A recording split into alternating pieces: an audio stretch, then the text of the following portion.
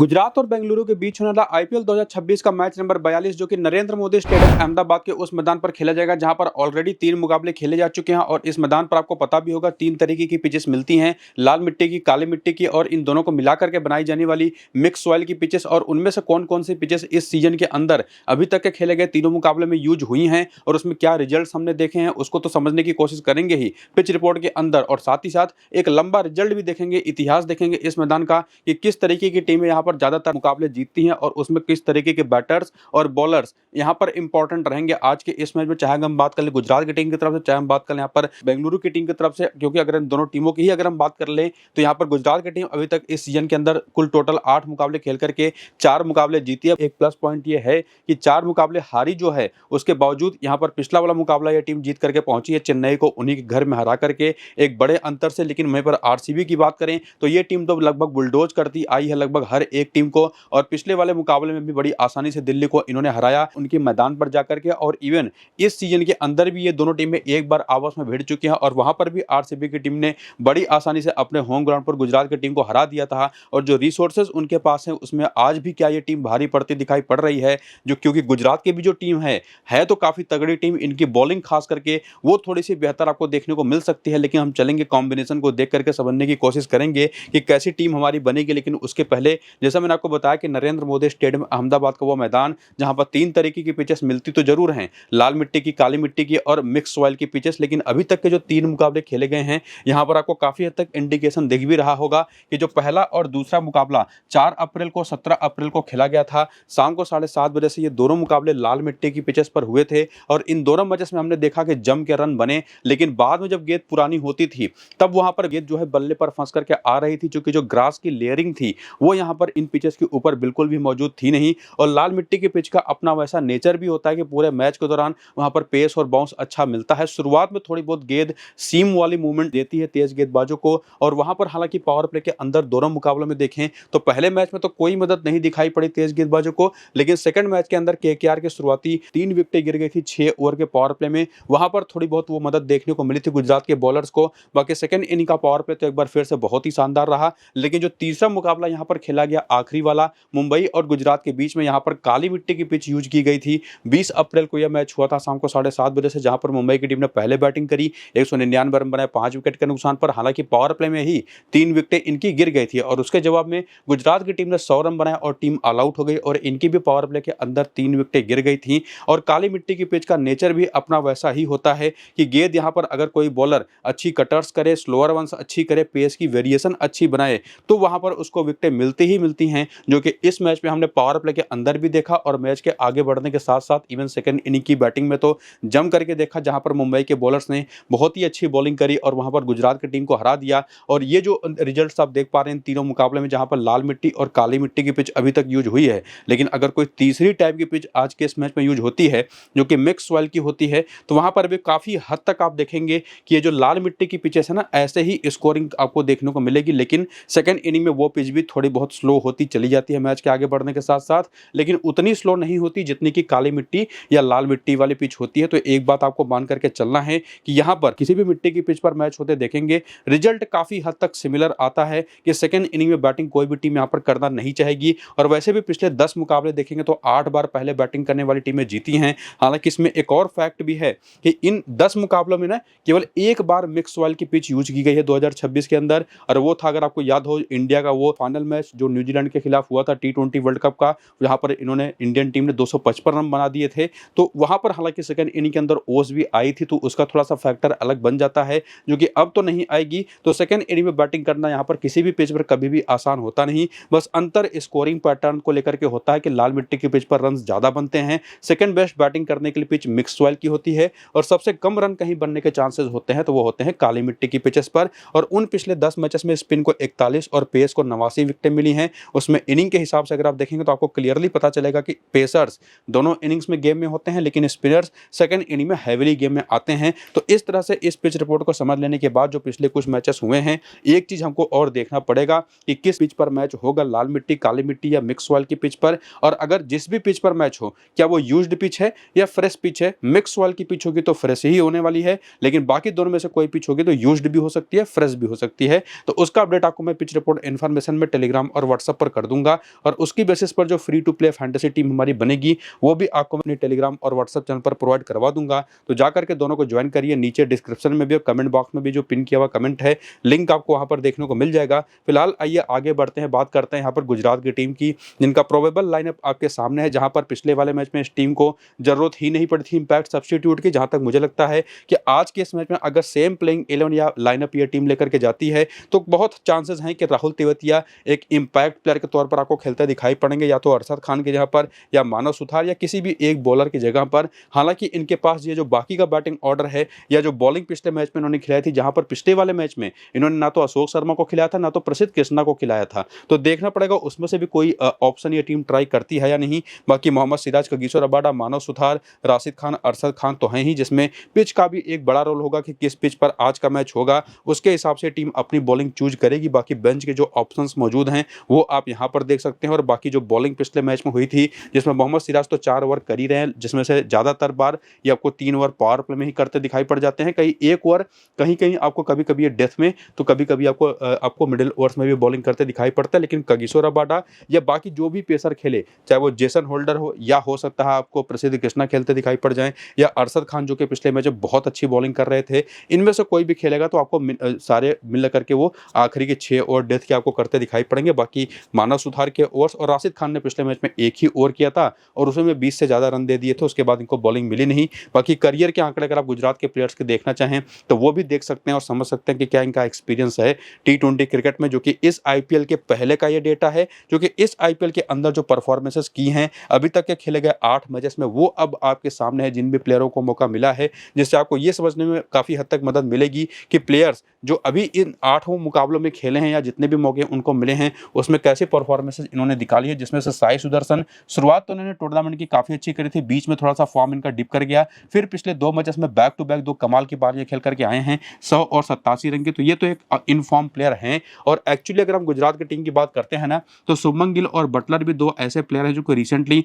बहुत बड़ी बड़ी पारियां नहीं खेल पाए हैं लेकिन फॉर्म में दिखाई पड़े हैं। और उसके बाद आते हैं वाशिंगटन सुंदर। अब इनका टॉप ऑर्डर इतने अच्छे फॉर्म में है कि लोअर ऑर्डर की बारी उतनी आती नहीं, तो साई सुदर्शन भी पिछले 2 मैच में नॉट आउट ही लौटे हैं। हालांकि जब भी जो मौके इनको मिले हैं इन्होंने कंट्रीब्यूट ठीक ठाक किया है। इनके साथ प्रॉब्लम वही है कि ये एक वन डायमेंशनल प्लेयर हैं, लगातार लॉन्ग ऑन और मिड विकेट के एरिया में खेलते हैं, और सामने जो आरसीबी की बॉलिंग है वो इतनी बेटर तो है कम से कम कि वो उनको उस साइड में शॉट्स खेलने नहीं देगी। तो जिस तरह की बॉलिंग सामने की टीम में भुवनेश्वर कुमार और हेजलवुड के नाम के तौर पर है, मुझे नहीं लगता कि ये उसके खिलाफ कुछ खास फ्री फ्लोइंग रन बना पाएंगे। लेकिन फिर भी अगर आप ट्रम्प प्लेयर के तौर पर चाहें तो इनको ट्राई कर सकते हैं। बाकी शाहरुख खान, राहुल तेवतिया वो अभी तक अपनी यूटिलिटी साबित नहीं कर पाए, कम इनको अपनी फैंटेसी टीम में लेके जाएं।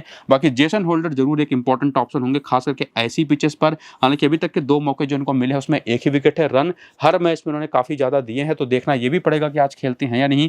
बाकी राशिद खान की भी पिछले मैच में जम के पिटाई हुई थी, उसके पहले भी विकेटें इन्होंने निकाली जरूर हैं, पिछले सीजन के कंपैरिजन में बेहतर फॉर्म में दिखाई पड़े, लेकिन कंसिस्टेंसी थोड़ा सा इनका उतना दिखाई पड़ा नहीं है, तो इन फॉर्म आप इनको कह सकते हैं। सिमिलरली अरशद खान, जिन्होंने पिछले वाले मैच में एक्चुअली बड़ी अच्छी बॉलिंग करी 2 विकेट निकाल करके, और इन्होंने भी दिखाया कि ये बॉलिंग कर सकते हैं, स्लोअर वंस भी, और खास करके शुरुआत में गेंद को स्विंग भी करा सकते हैं अपने बाएं हाथ की तेज गेंदबाजी से। मानव सुथार को भी 2 मैच में 2 विकेटें मिल चुकी हैं। बाकी रबाडा, इनको लेकर के तो कोई क्वेश्चन है नहीं, शानदार बॉलिंग लगातार कर रहे हैं। और बाकी मोहम्मद सिराज भी बॉलिंग अच्छी कर रहे हैं, लेकिन विकेटें निकालने के मामले में बात करें तो वो फ्रीक्वेंसी इनकी दिखती नहीं, लेकिन ओवरऑल फिर भी आप कह सकते हैं कि ये भी अच्छे फॉर्म में है। बाकी प्रसिद्ध कृष्णा ने भी काफी बढ़िया काम किया था, अशोक शर्मा थोड़े इनकंसिस्टेंट रहे थे, लेकिन फिर भी जब मौके मिले थे तो काफी बेहतर दिखाई पड़े थे। तो पूरी एनालिसिस जब आप करके देखेंगे तो ये एक ऐसी टीम है गुजरात की जिनके तरफ से टॉप ऑर्डर के 3 बैटर्स वो तो बेस्ट हैं, लेकिन बॉलिंग ऑप्शंस इनके पास काफी सारे हैं, अच्छी खासी वैरायटी के साथ कम से कम 7 से 8 ऑप्शन तो आपको ऐसे ही मिल जाते हैं जिनको सीधे अपनी फैंटेसी टीम में आप लेके जा सकते हैं। लेकिन इतने ऑप्शन तो निश्चित तौर पर आप लेके जा नहीं पाएंगे। तो आगे बढ़ते हम हेड टू हेड के स्टार्ट देख करके भी कुछ चीजें समझने की कोशिश करें, जिसमें वही टॉप ऑर्डर के तीनों बैटर्स ही आपको दिखाई पड़ेंगे जो आरसीबी के खिलाफ तगड़ी परफॉर्मेंसेस देते रहे हैं, जिसमें साई सुदर्शन का बैटिंग एवरेज 64 है, गिल का 35 है, 47 का बैटिंग एवरेज है जोस बटलर का। हालांकि सुंदर ने भी एक मैच खेला है, 19 रन बना करके 1 विकेट लिया है, लेकिन बॉलिंग वो ये फिलहाल अभी रिसेंट टाइम में करते दिखाई पड़े नहीं है। बाकी शाहरुख खान और तेवतिया के भी आंकड़े काफी बेहतर रहे हैं, लेकिन होल्डर के एज ए बॉलर ये भी काफी बेहतर करते रहे हैं। हालांकि राशिद खान के आंकड़े अगर आप देखें तो वो थोड़े से एवरेज हो जाते हैं, 17 मैच में केवल 17 विकेटों के साथ। बाकी अरशद खान के भी 2 मैच में 2 विकेटें हैं, लेकिन मानव सुथार के 2 मैच में केवल 1 विकेट है। लेकिन रबाडा रबाडा ने काफ़ी बढ़िया काम किया, 9 मैचेस में 18 विकेट लेकर के, और मोहम्मद सिराज ने भी 2 मैच में 4 विकेटें ली हैं, जिसमें पिछले वाले सीजन का जो मैच खेला था उसमें 3 विकेटें निकाली थी, और इस सीजन का जो पहला मैच खेला बेंगलुरु में ही वहां पर 1 विकेट निकाला। बाकी प्रसिद्ध कृष्णा उतने अच्छे परफॉर्मर साबित नहीं हुए हैं कभी भी आरसीबी के खिलाफ, लेकिन ये नंबर्स भी देख लेने के बाद काफ़ी हद तक आपको वही इंडिकेशंस मिलती हैं जो कि आपको अभी पीछे रिसेंट फॉर्म में मिला था कि जो प्लेयर आपके लिए यूटिलिटी वाइज बेस्ट होंगे। लेकिन उसी में एक और चीज़ ऐड करें, वेन्यू के नंबर्स, तो एक बार फिर से वही टॉप ऑर्डर के तीनों बैटर्स के ही नंबर्स आपको बेहतर दिखाई पड़ेंगे, लेकिन उसके बाद के जो लोअर ऑर्डर के खिलाड़ी हैं वो कुछ खास कमाल नहीं कर पाए। इवन राशिद खान के आंकड़े भी यहाँ पर बिलो द एवरेज है, 28 में केवल 27 विकेटें, और इवन अरशद खान के भी 6 मैच में केवल 5 विकेटें हैं। मानव सुथार के 8 मैच में 9 विकेटें हैं। इस मैदान पर यहाँ पर कागिसो रबाडा ने काफ़ी बढ़िया काम किया, 16 मैच में 23 विकेटें लेकर के। इवन अशोक शर्मा और प्रसिद्ध कृष्णा के भी नंबर्स कमाल के हैं यहाँ पर, तो इन दोनों में से कोई भी खेलेगा वो सीधे मेरी टीम में आएगा, उसमें कोई डाउट है नहीं। लेकिन चूंकि पिछले मैच में प्लेइंग 11 में ये दोनों नहीं थे, तो फिलहाल अभी इनको लेकर के कुछ हम कह सकते नहीं, लेकिन कम से कम एक बात तो तय हो जाती है यहाँ तक आते आते कि टॉप ऑर्डर के तीनों बैटर्स, इनको लेकर के कोई डाउट आपको रखना है नहीं। हालांकि जेसन होल्डर के भी आंकड़े अगर आप देखें तो इस मैदान पर कोई भी विकेट है नहीं 2 मुकाबलों में, तो या तो जेसन होल्डर या तो राशिद खान में से कोई एक प्लेयर आप पिक कर लीजिएगा, और उसमें डिपेंड करेगा कि किस तरीके की पिच होगी। काले मिट्टी की पिच हुई तो राशिद खान बेस्ट ऑप्शन होंगे, लाल मिट्टी या मिक्स सॉइल की पिच हुई तो वहां पर आप जेसन होल्डर को पिक करिएगा। बाकी रबाडा को लेकर के तो कोई डाउट हमको यहाँ पर रखना है नहीं, और जैसा मैंने आपको बताया कि अशोक शर्मा या प्रसिद्ध कृष्णा में से कोई भी खेलता है तो वो आपकी टीम में सीधे आएगा, इसको भी लेकर के कोई डाउट नहीं है। और अब यहाँ पर काफी हद तक चीजें डिपेंड करेंगी कि कैसी पिच मिलेगी, किस इनिंग की बॉलिंग होगी। सेकेंड इनिंग की बॉलिंग होगी तो जितने ऑप्शन आपको मैं ऑलरेडी बता चुका हूँ मोर देन इनफ है।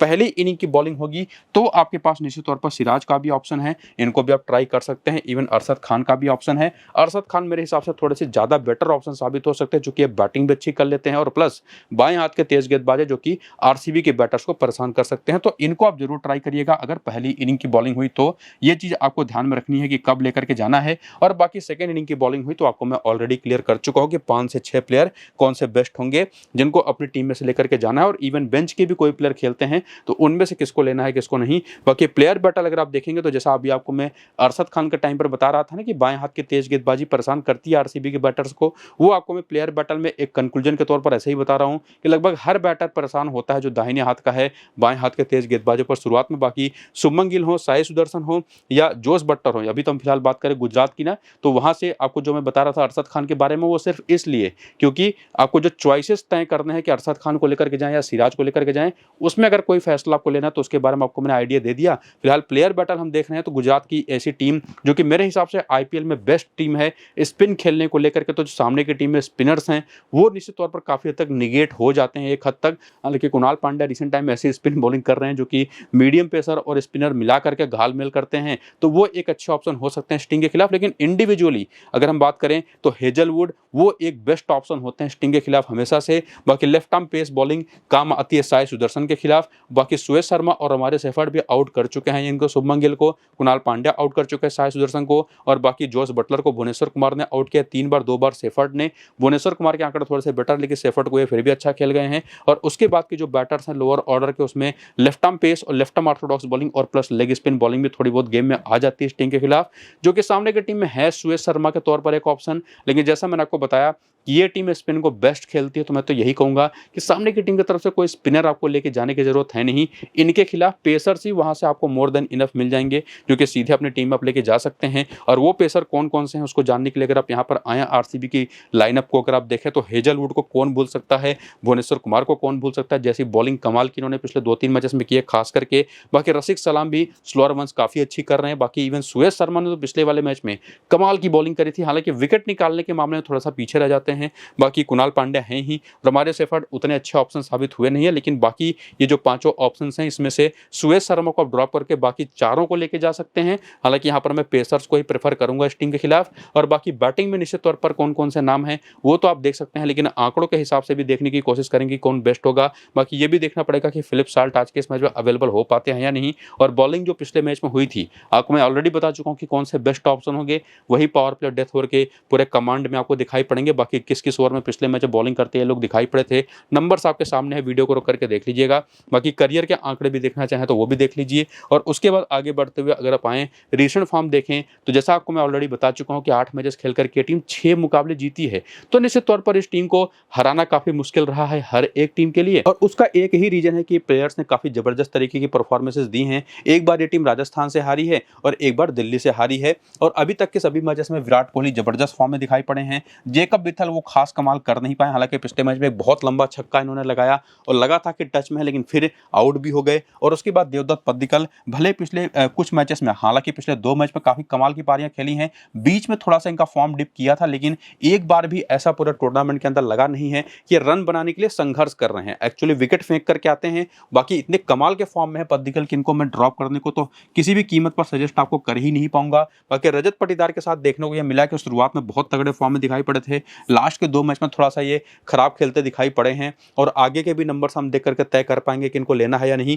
बाकी जितेश शर्मा इस टीम की कमजोर कड़ी साबित हुए, जबकि टिम डेविड को जितने भी मौके मिले इन्होंने ताबड़तोड़ बैटिंग करी और इन फॉर्म दिखाई पड़े हैं। बाकी कुणाल पांड्या, जैसा आपको मैं पीछे भी बता चुका हूं, है एक लेफ्ट आर्म ऑर्थोडॉक्स बॉलर, एक लेफ्ट आर्म मीडियम पेसर के तौर पर भी बॉलिंग कर लेते हैं, और करते तो उसी एक्शन में है लेकिन पेस अच्छी खासी जनरेट कर लेते हैं। 125-126 किलोमीटर प्रति घंटे की रफ्तार तक बाउंसर भी करते हैं, तो ये एक बड़े चालाक ऑप्शन है। हालांकि इनका बैटिंग ऑर्डर वो थोड़ा सा इतना नीचे हो जाता है कि इनको लेके जाना थोड़ा सा रिस्की ऑप्शन हो जाता है, और इसी वजह से आपको मैंने कहा भी था पीछे कि आपके पास भुवनेश्वर, साथ ही साथ यहाँ पर रसिक डार और हेजलवुड जैसे 3 ऐसे बेस्ट ऑप्शन ऑलरेडी इस टीम के पास हैं जो कमाल के फॉर्म में चल रहे हैं। और इन तीनों को ले जाने के बाद बाकी बैटिंग में, जिसमें आपको देखना पड़ेगा कि फिलिप साल्ट आज किस मैच खेलते हैं या नहीं, जो कि ऑलरेडी बहुत अच्छे फॉर्म में थे। अगर ये खेलेंगे तो ये तीसरे बैटिंग ऑप्शन हो जाएंगे, वरना जेकब बिथल या रजत पाटीदार में से कोई भी एक लेके जा सकते हैं। लेकिन अगर वहां पर फिलिप साल्ट नहीं खेलते हैं, खेलेंगे तब तो वही हमारी टीम में आएंगे, नहीं खेलेंगे तो आप किसको लेके जा सकते हैं, उसी को समझने के लिए अगर आप हेड टू हेड के आंकड़े देखें तो रजत पाटीदार के नंबर तो बहुत ही खराब है गुजरात के खिलाफ। इवन पद्दिकल के आंकड़े भी बहुत एवरेज हैं। बेथल की एक मैच पे केवल 14 रन है, लेकिन विराट कोहली की बैटिंग एवरेज 86 है, उनमें कोई क्वेश्चन है नहीं। बाकी इवन जितेश और टिम डेविड भी कुछ खास नहीं कर पाए हैं। कुणाल के भी नंबर्स बहुत एवरेज हैं। बॉलिंग में भुवनेश्वर और हेजलवुड फिर भी ठीक ठाक दिखाई पड़े हैं, और बाकी रसिक डार ने भी अच्छा काम किया है। और उसी वजह से और आगे बढ़ते हुए वेन्यू के भी नंबर्स देखें तो इस गुजरात के मैदान पर भुवनेश्वर, हेजलवुड और साथ ही साथ सुयश शर्मा, इंटरेस्टिंगली इन्होंने भी बड़ा अच्छा काम किया, खास करके सेकेंड इनिंग की बॉलिंग में। तो वहां पर आप चाहें तो एक डिफरेंशियल प्लेयर के तौर पर आप इनको रसिक डार के यहाँ पर ट्राई कर सकते हैं। लेकिन मैं ऑलरेडी आपको क्लियर कर चुका हूं कि रसिक डार मेरे हिसाब से बेटर चॉइस होंगे, जो कि उस लोअर वंस काफी अच्छी करते हैं। तो पेसर्स 3 कौन से लेके जाने वो तो क्लियर है। बाकी बैटिंग में विराट कोहली और पद्दिकल को लेकर के कोई क्वेश्चन मार्क नहीं है, बस डिपेंड करेगा कि आप किसको लेके जाएंगे, जेकब बिथल के साथ जाना चाहेंगे या रजत पाटीदार के साथ जाना चाहेंगे। मेरा अगर आप माने तो आप जेकब बिथल के साथ जा सकते हैं, वरना अगर फिलिप साल्ट खेलते हैं तो उनके साथ जा सकते हैं। तो काफी हद तक क्लैरिटी है यहाँ पर बेंगलुरु की टीम की तरफ से प्लेयर्स पिक करने को लेकर के। बाकी प्लेयर बैटल आपके सामने है, जिसमें ऐसे तेज गेंदबाज जिनके पास लंबी कद है, साथ ही साथ वो स्लोअर वंस अच्छी करते हैं और पेस उनके पास ऑलरेडी काफी अच्छी होती है, चाहे वो जेसन होल्डर हो, चाहे कगिसो रबाडा हो, चाहे प्रसिद्ध कृष्णा हो। ऐसे ही बॉलर इस टीम के खिलाफ कामयाब होते हैं। और plus left arm medium pace bowling और plus left arm orthodox bowling, जो कि सामने की टीम में अभी फिलहाल अगर आप देखें तो मानव सुथार के तौर पर एक बहुत अच्छा ऑप्शन है। हालांकि राशिद खान भी एक अच्छे ऑप्शन होते रहे हैं, लेकिन वो रिसेंटली उतने अच्छे फॉर्म में दिखाई पड़े नहीं हैं। और गुजरात की टीम के टाइम पर आपको मैंने ऑलरेडी बताया भी था कि उनको लेके जाना भी है तो कब लेके जाना है। बाकी नंबर्स आप वीडियो को रोक करके जरूर देख लीजिएगा, इसको रिपीट करने की कुछ जरूरत है नहीं, इसका कंक्लूजन आपको मैंने दे दिया है। और बाकी ये काम तो काफी हद तक आप समझ ही चुके होंगे ये बात मेरी, कि इस वीडियो को पूरा देखने के बाद आरसीबी की टीम ही है जो फेवरेट दिखाई पड़ रही है। गुजरात की बॉलिंग निश्चित तौर पर बहुत अच्छी है, लेकिन बैटिंग उनकी कमजोरी है, स्पेसिफिकली उनकी बैटिंग का स्ट्राइक रेट। वो उतने रन ही नहीं बना पाते कि उसको डिफेंड कर पाएं। तो जो भी अपडेट्स होंगे पिच को लेकर के, जैसा आपको मैंने पिच रिपोर्ट के टाइम पर बताया था कि कौन सी पिच होगी, उस पर काफी सारी चीजें डिपेंड करेंगी। तो जो भी पिच होगी उसके बारे में आपको मैं टेलीग्राम और व्हाट्सएप पर बता दूंगा टॉस के बाद, और अपनी फाइनल टीम भी वहीं पर प्रोवाइड करवा दूंगा। तो जाकर के नीचे जो डिस्क्रिप्शन या पिन कमेंट पर लिंक है टेलीग्राम और व्हाट्सएप चैनल का, क्लिक करके उसको ज्वाइन करिए और वीडियो शुरू से अंत तक पूरा देखिए। फिलहाल ये वीडियो यहीं पर होता है कंप्लीट। चलते हैं, नमस्कार।